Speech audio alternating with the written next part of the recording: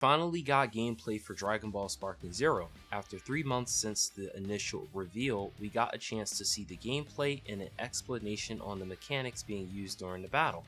During the battle, many things are easily picked out to show this is a sequel to Dragon Ball Budokai Tenkaichi 3.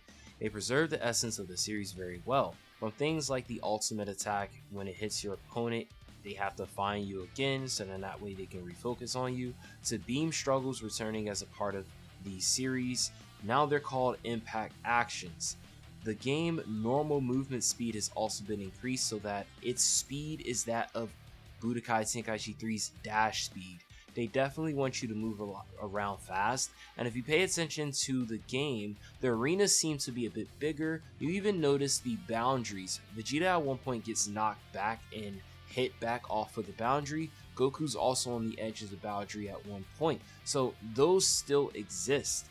And there are new mechanics in here, one being called Revenge Counter and another one being called Super Perception.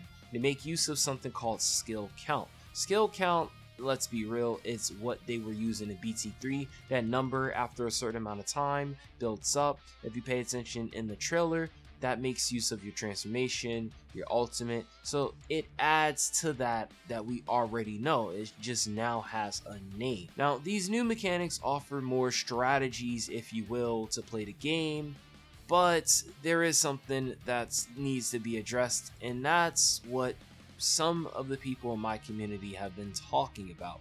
If you aren't in the Discord, of course you won't know what we're talking about. It's the camera. The camera's shit. The camera does not look great. The camera gave me motion sickness. The camera made it feel as though that it just was wonky. After watching the gameplay a couple times, it's not as bad as it initially looked, but it's not good. The camera needs more stability.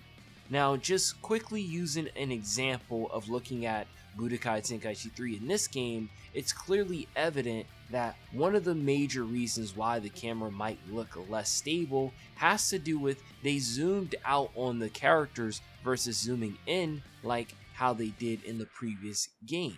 And in this game, since it's zoomed out, that's adding to this instability. They need to address that, whether they zoom in on the character or they go ahead and try to stabilize the camera much more.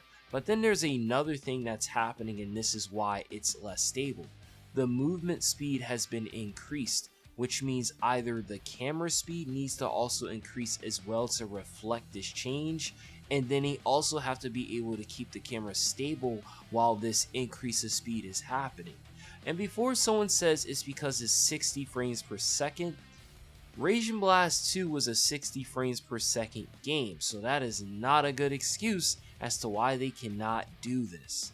They can definitely do this. They can improve the camera so that way we're not getting motion sickness. Do I need to say it again? I got motion sickness watching this gameplay demonstration.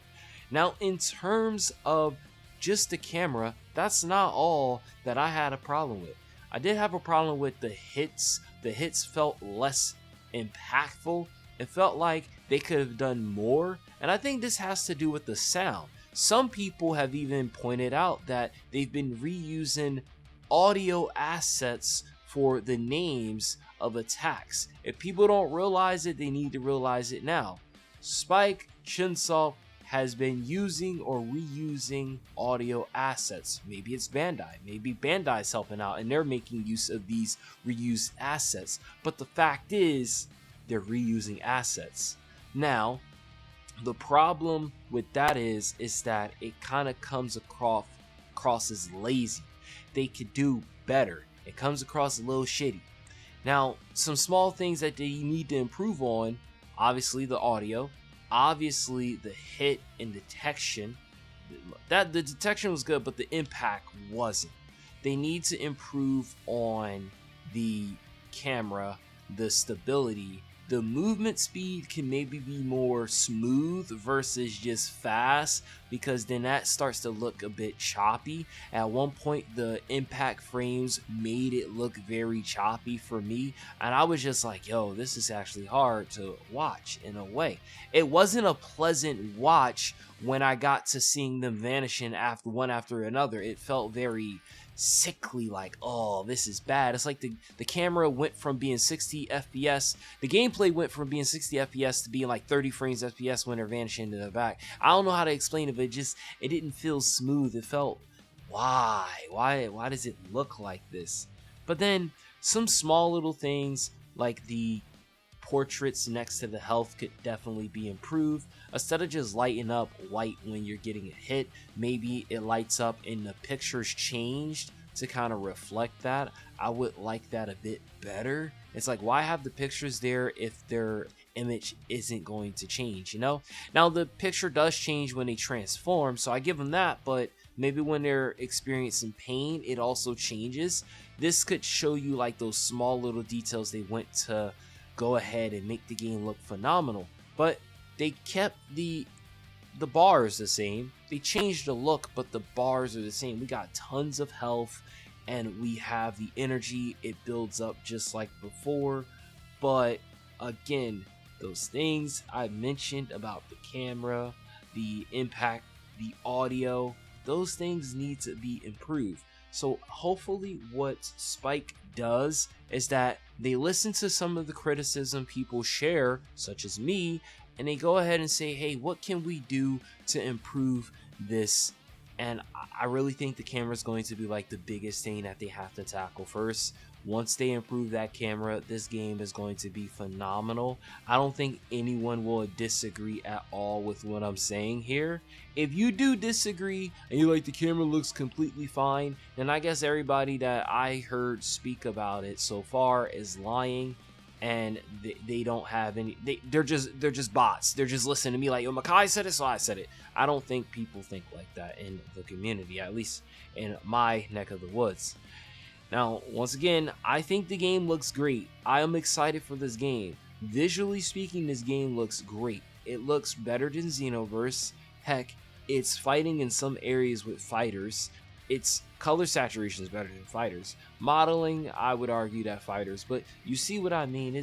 But the point here is I want to stress this, that I'm not hating on this game. I don't want this game to fail. I want this game to succeed, and I only offer these critiques and things that I notice because I know the team could do better. I've been on Team Spike Chunsoft before it was popular to be on Spike Chunsoft, so I just want that to be known.